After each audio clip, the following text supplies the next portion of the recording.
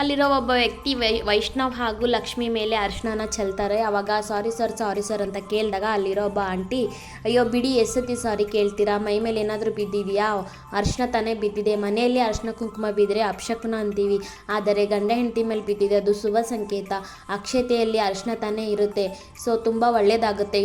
ಇವರಿಬ್ರು ತುಂಬ ಒಳ್ಳೆ ಗಂಡ ಹೆಂಡತಿ, ಕಷ್ಟ ಸುಖದಲ್ಲಿ ಒಬ್ರಿಗೊಬ್ರು ಆಗೋರು, ಇವರಿಬ್ರು ತುಂಬಾ ಒಳ್ಳೆಯವರು, ಇವರಿಬ್ರು ನಿಮ್ಮೆಲ್ಲರನ್ನ ಹಾರೈಸೋದಕ್ಕೆ ಬಂದಿದ್ದಾರೆ ಅಂತ ಹೇಳ್ಬಿಟ್ಟು ನೀವೆಲ್ಲರೂ ಇವ್ರ ಥರನೇ ಖುಷಿಯಾಗಿ ಇರಬೇಕು ಅನ್ನೋದೇ ನನ್ನ ಆಸೆ ಅಂತ ಅವ್ರು ಹೇಳ್ತಾರೆ.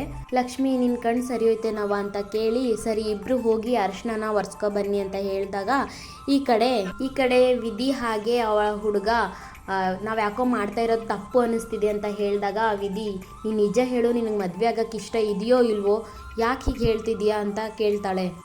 ಏನು ಮಾತು ಅಂತ ಹೇಳ್ತಿದ್ಯಾ ಬೇಬಿ, ನಾವಿಬ್ಬರು ಜೀವನ ಪೂರ್ತಿಯಾಗಿ ಇರಬೇಕು ಅನ್ನೋದೇ ನನ್ನ ಆಸೆ, ಹಾಗಿದ್ಮೇಲೆ ಮತ್ತೆ ಯಾಕೆ ಮದುವೆ ನಾವು ಮಾಡ್ತಾ ಇರೋ ತಪ್ಪು ಅಂತ ಯಾಕೆ ಪದೇ ಹೇಳ್ತಿದ್ದಿ ಅಂತ ವಿಧಿ ಕೇಳಿದಾಗ, ಒಂದು ವೇಳೆ ನಿಮ್ಮ ಅಣ್ಣ ಅತ್ತಿಗೆ ಏನಾದರೂ ನಮ್ಮನ್ನು ನೋಡಿಬಿಟ್ರೆ ಏನು ಮಾಡೋದು ಅಂತ ಕೇಳಿದಾಗ, ನೋಡಿದ್ರೆ ನೋಡಲಿ ಬಿಡು, ನಾವೇನು ತಪ್ಪ ಮಾಡ್ತಾ ಇದ್ದೀವಿ, ನಾವು ಬಂದಿರೋದೇ ಸಾಮೂಹಿಕ ಮದುವೆಗೆ, ಅವ್ರು ನೋಡಿಬಿಟ್ರೆ ಇವ್ರು ನೋಡಿಬಿಟ್ರೆ ಅಂತ ಭಯ ಯಾಕೆ ಪಡಬೇಕು, ಅವ್ರು ಬಂದಿರೋದು ಗೆಸ್ಟ್ ಆಗಿ ಸ್ಟೇಜ್ ಮೇಲೆ 4 ಮಾತಾಡಿ ಅಲ್ಲಿಂದನೇ ಅಕ್ಷತೆ ಆಗಿ ಹೊಂಟೋಗ್ತಾರೆ, ನೀನು ಯಾಕೆ ಟೆನ್ಷನ್ ಮಾಡ್ಕೋತಿದ್ದಿ ಅಂತ ವಿಧಿ ಹೇಳ್ತಾಳೆ.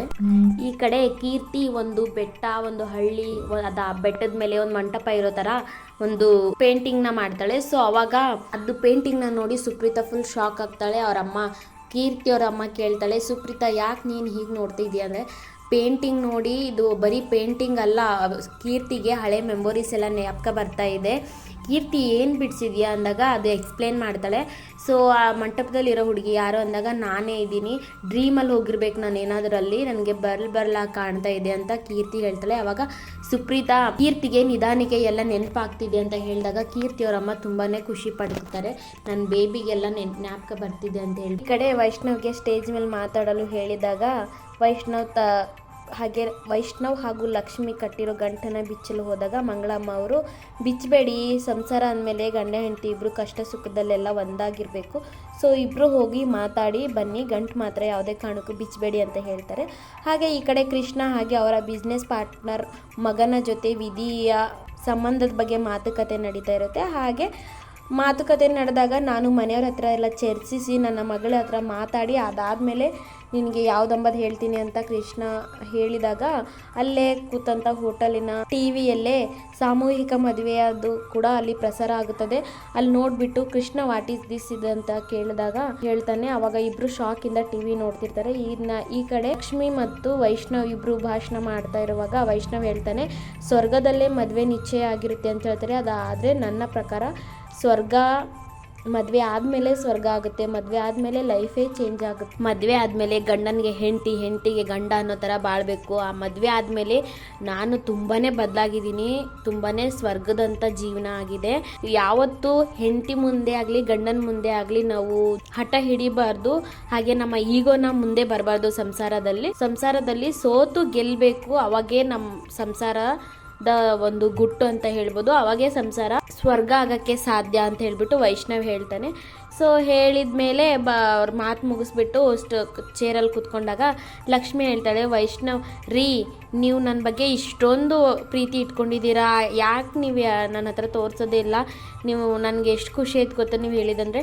ವೈಷ್ಣವ್ ಹೇಳ್ತಾನೆ, ನಾನು ಹೇಳಿದ್ದೆಲ್ಲ ನಿಜ ಅಂತ ಅದು ಹೇಗೆ ನಂಬ್ತೀಯ ನೀನು ಅಂತ ಕೇಳಿದಾಗ ಲಕ್ಷ್ಮಿಗೆ ಶಾಕ್ ಆಗುತ್ತೆ. ಹಾಗೆ ಈ ಕಡೆ ಸುಪ್ರೀತಾ ಕೀರ್ತಿಗೆ, ನೀನು ಬಿಡಿಸಿರೋ ಡ್ರಾಯಿಂಗ್ ಹಿಂದೆ ಒಂದು ಸತ್ಯ ಇದೆ, ನೀನು ಏನಾದರೂ ಜ್ಞಾಪಕ ಮಾಡ್ಕೊಂಡಾಗ ಪ್ರೀತಿ ನನಗೇನು ನೆನಪಾಗ್ತಾ ಇಲ್ಲ ಆಂಟಿ ಅಂತ ಹೇಳ್ತಾಳೆ. ಸೊ ಕೀರ್ತಿಯವರಮ್ಮ, ಸುಪ್ರೀತಾ ನೀನು ತುಂಬಾ ಟೆನ್ಷನ್ ಕೊಡ್ತಿದ್ದೀಯಾ ಬೇಬಿಗೆ ಅಂತ ಹೇಳ್ಬಿಟ್ಟು ಸ್ವಲ್ಪ ಕೋಪ ಮಾಡ್ಕೋತಾಳೆ. ಅದಾದಮೇಲೆ ಕೀರ್ತಿ ಹೇಳ್ತಾಳೆ, ಆಂಟಿ ನಿಮ್ಗೆ ನಾನು ಕೊಟ್ಟಿರೋ ಗಿಫ್ಟ್ ಇಷ್ಟ ಆಗಿಲ್ಲ, ಅದಕ್ಕೆ ನೀವು ನಾನು ಈ ಥರ ಹಿಂಸೆ ಕೊಡ್ತಾ ಇದ್ದೀರಾ, ಅದೇ ಗಿಫ್ಟು ನಾನು ಏನಾದರೂ ಲಚ್ಚಿ ಕೊಟ್ಟಿದ್ರೆ ಎಷ್ಟು ಖುಷಿ ಪಡ್ತಿರೋಳು ಅಂತ ಹೇಳ್ತಾಳೆ. ಸೊ ಸುಪ್ರೀತಾ, ಇಲ್ಲ, ನನಗೆ ನೀನು ಕೊಟ್ಟಿರೋ ಗಿಫ್ಟು ತುಂಬಾ ಪ್ರೀಸಿಯಸ್ಸು, ನನಗೆ ತುಂಬಾ ಇಷ್ಟ, ಆದರೆ ನೀನು ಬಿಡಿಸಿರೋ ಡ್ರಾ ಹಿಂದೆ ಒಂದು ಸತ್ಯ ಇದೆ, ಸೊ ಅದಕ್ಕೋಸ್ಕರ ನಿನಗೆ ಪ್ರಯತ್ನ ಪಡು ನೆನಪಿಸ್ಕೊಳ್ಳೋಕ್ಕೆ ಅಂತ ಹೇಳ್ತಾ ಇದ್ದೀನಿ ಅಂತ ಹೇಳಿದಾಗ, ಸತ್ಯ ಯಾರು, ನಿನ್ನ ಸ್ಕೂಲ್ ಫ್ರೆಂಡಾ ಅಂತ ಕೇಳಿ, ನಿನಗೆ ಸತ್ಯ ಫ್ರೆಂಡ್ ಬೇಕನ್ನೋಕ್ಕೋಸ್ಕರ ನನಗೆ ಯಾಕೆ ಹಿಂಸೆ ಕೊಡ್ತಿದ್ದೀರಾ ಆಂಟಿ ಅಂತ ಕೀರ್ತಿ ಕೇಳ್ತಾಳೆ. ಸೊ ಅದಾದಮೇಲೆ ಈ ಕಡೆ ವೈಷ್ಣವ ಲಕ್ಷ್ಮಿಗೆ ನಾನು ಹೇಳಿದ್ದೆಲ್ಲ ಜನಕ್ಕೋಸ್ಕರ, ನಾನು ಹೇಳಿದ್ದು ಯಾವುದು ಸತ್ಯ ಅಲ್ಲ, ಆ ಥರ ಇದ್ದಿದ್ದು ಇಲ್ಲ, ಇನ್ನು ಮುಂದೆ ಆಗೋದು ಇಲ್ಲ ಅಂತ ಹೇಳಿದಾಗ, ಲಕ್ಷ್ಮಿ ನೀವು ಹೇಳಿದ್ದೆಲ್ಲ ಮತ್ತೆ ಅಂದರೆ ಜನಕ್ಕೋಸ್ಕರ ನಾನು ಆ ಥರ ಹೇಳಿದ್ದು, ನಾನು ಅಷ್ಟೆಲ್ಲ ಹೇಳಿದ್ದು ಜನಕ್ಕೋಸ್ಕರ, ಜನದ ಚಪ್ಪಾಳೆಗೋಸ್ಕರ. ವೈಷ್ಣವ್ ಅಂದರೆ ಒಂದು ಇಮೇಜ್ ಇದೆ, ಅದ್ರಗೋಸ್ಕರ ನಾನು ಅದನ್ನು ಮೇಂಟೈನ್ ಮಾಡಲೇಬೇಕು, ಹಾಗಾಗಿ ಅಷ್ಟು ಭಾಷಣ ಮಾಡಿದ್ದು. ನಿಮ್ಮ ಮೇಲೆ ನನಗೆ ನಂಬಿಕೆ ಇಲ್ಲ ಲಕ್ಷ್ಮಿ, ನಂಬಿಕೆ ಬರೋದೂ ಇಲ್ಲ, ಅದರೆಲ್ಲ ನೀವು ಊಹೆ ಮಾಡ್ಕೋಬೇಡಿ ಅಂದಾಗ, ಲಕ್ಷ್ಮಿ ನೀವ ಇದನ್ನ ಮಾತಾಡ್ತಿರೋದು ಇಷ್ಟೆಲ್ಲ ಅಂತ, ನೀವು ಈ ಥರ ಮಾತಾಡ್ತಿದ್ದೀರಂತ ನನಗೆ ನಂಬಕ್ಕೆ ಆಗ್ತಾ ಇಲ್ಲ ರೀ. ನೀವು ಯಾವಾಗಿಂದ ಇಮೇಜ್ ಬಗ್ಗೆ ಎಲ್ಲ ಮಾತಾಡೋಕ್ಕೆ ಸ್ಟಾರ್ಟ್ ಮಾಡಿದ್ದೀರಾ? ಇದು ನನ್ನ ವೈಷ್ಣವಲ್ಲ, ನಾನು ಇಷ್ಟಪಟ್ಟಿರೋ ವೈಷ್ಣವಲ್ಲ, ನೀವು ಯಾರೋ ಬೇರೆ ಅಂತ ಅನ್ನಿಸ್ತಿದೆ ರೀ ನನಗೆ ಅಂತ ಲಕ್ಷ್ಮಿ ಹೇಳಿದಾಗ, ವೈಷ್ಣವ್ ಹೌದು ನನಗೂ ಹಾಗೆ ಅನ್ನಿಸ್ತಿದೆ, ನಾನು ಮದುವೆ ಆಗಿದ್ದ ಮುಗ್ದೆ ಲಕ್ಷ್ಮಿ ಮಹಾಲಕ್ಷ್ಮಿ ನೀವೇನಾ ಅಂತ ನನಗೂ ಡೌಟ್ ಬರ್ತಾ ಇದೆ, ನೀವು ಬದಲಾಗಿದ್ದೀರಲ್ವಾ, ಮತ್ತು ಇಷ್ಟೆಲ್ಲ ಮನಸ್ಸಲ್ಲಿ ಇಟ್ಕೊಂಡು ನನ್ನ ಯಾಕ್ರಿ ಕರೆದ್ರಿ ಅಂತ ಲಕ್ಷ್ಮಿ ಕೇಳಿದಾಗ, ಅಲ್ಲಿ ಇನ್ನಿ ಮತ್ತೊಬ್ಬ ಅತಿಥಿಯಾಗಿರುವಂಥ ಶ್ರೀಮತಿ ಲಕ್ಷ್ಮಿ ಅವರು ಕೂಡ ಮಾತಾಡಬೇಕು ಅಂತ ಸ್ಟೇಜಲ್ಲಿ ಅನೌನ್ಸ್ ಮಾಡಿದಾಗ, ಮೈಕ್ ಹಿಡ್ಕೊಂಡು ಮೇಲೆದ್ದು ಭಾಷಣ ಮಾಡೋಕ್ಕಂತ ಮುಂಬರುವಾಗ ಅವರ ಹಾಕಿರೋ ಗಂಟು ಸೀರೆ ಗಂಟನ್ನ ಮರ್ತೋಗ್ಬಿಟ್ಟಿರ್ತಾಳೆ ಲಕ್ಷ್ಮಿ. ಸೊ ಕೆಳಗಡೆ ಬೀಳುವಾಗ ವೈಷ್ಣವ್ ಹಿಡ್ಕೋತಾನೆ.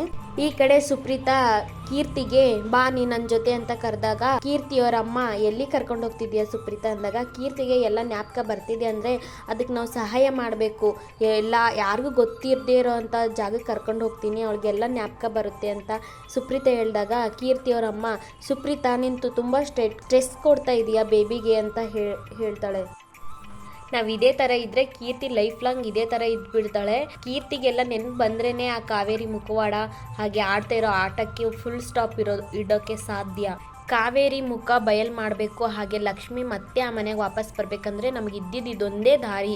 ಆಗ ಕಾರುಣ್ಯ ಹಾಗಂತ ನನ್ನ ಮಗಳಿಗೆ ಹಿಂಸೆ ಕೊಡ್ತೀಯಾ ಅಂತ ಕೇಳಿದಾಗ, ಸುಪ್ರೀತಾ ನಾನು ಹಿಂಸೆ ಕೊಡ್ತಿಲ್ಲ, ನಾನು ಎಲ್ಲೂ ಕರ್ಕೊಂಡು ಹೋಗ್ತಾ ಇಲ್ಲ, ಇಲ್ಲೇ ಮನೆಯಿಂದ ಆಚೆ ಅಂತ ಹೇಳಿದಾಗ, ಕಾರುಣ್ಯ ಇದೇ ಥರ ಸುಮಾರು ಸತಿ ನನ್ನ ಮಗಳಿಗೆ ಹಿಂಸೆ ಕೊಟ್ಟಿದ್ದೀರ ಹೇಳಿದಾಗ, ಸುಪ್ರೀತಾ ಆಗ ನನಗೆ ಇವಳ ಮೇಲೆ ಡೌಟ್ ಇತ್ತು, ಹಾಗಾಗಿ ಇದ್ದರೆ ನನಗೆ ಇವಾಗ ಯಾವುದೇ ಥರ ಇವಳ ಮೇಲೆ ಡೌಟ್ ಇಲ್ಲ, ಇವಳಿಗೆಲ್ಲ ನೆನಪು ಬರ್ತಾ ಇದೆ, ನಾನು ಎಲ್ಲೂ ಕರ್ಕೊಂಡು ಹೋಗ್ತಾ ಇಲ್ಲ, ಮನೆ ಹತ್ರ ಇರೋ ಪಾರ್ಕಿಗೆ ಕರ್ಕೊಂಡು ಹೋಗ್ತೀನಿ, ಅಟ್ಲೀಸ್ಟ್ ಏನಾದರೂ ಜ್ಞಾಪಕ ಬರ್ಬೋದೇನೋ ಅಂತ ಸುಪ್ರೀತಾ ಹೇಳಿದಾಗ, ಕಾರುಣ್ಯ ಆ ಸತಿ ಸುಮಾರು ಸತಿ ಹೋಗಿದ್ದಳು ಆಚೆ, ಹಾಗೇನು ಆಗಿದ್ರೆ ಯಾವುದೇ ಥರ ಪ್ರಯೋಜನ ಇಲ್ಲ ಅಂತಂದಾಗ, ನಾನು ಎಲ್ಗೂ ಕಳಿಸಲ್ಲ ನನ್ನ ಮಗಳನ್ನ ಅಂದಾಗ, ಕೀರ್ತಿ ಆಂಟಿ ನಾನು ನಿಮ್ಮ ಜೊತೆ ಬರ್ತೀನಿ ಅಂತ ಹೇಳ್ತಾಳೆ. ಅದು ಈ ಕಡೆ ವೈಷ್ಣವು ಲಕ್ಷ್ಮಿನ ಹಿಡ್ಕೊಂಡಿದ್ದಾಗ, ಈ ಕಡೆ ಮಂಗಳಮ್ಮ ನಾನು ಹೇಳಿಲ್ವಾ ಇವರಿಬ್ಬರು ತುಂಬ ಒಳ್ಳೆ ಜೋಡಿ ಅಂತ, ಸೊ ನಾನು ಹಾಕಿರೋ ಗಂಟು ಯಾವತ್ತೂ ಯಾರನ್ನೂ ದೂರ ಮಾಡಲ್ಲ, ಸೊ ಈ ಗಂಟು ಇವ್ರು ಯಾವತ್ತೂ ದೂರ ಮಾಡೋಕ್ಕೆ ಬಿಡೋದು ಇಲ್ಲ ಅಂತ ಮಂಗಳಮ್ಮ ಹೇಳಿ. ಇಂದಿನ ಸಂಚಿಕೆಯಲ್ಲಿ ಇದಿಷ್ಟು ಘಟನೆಗಳು ನಡೆದಿರುತ್ತೆ.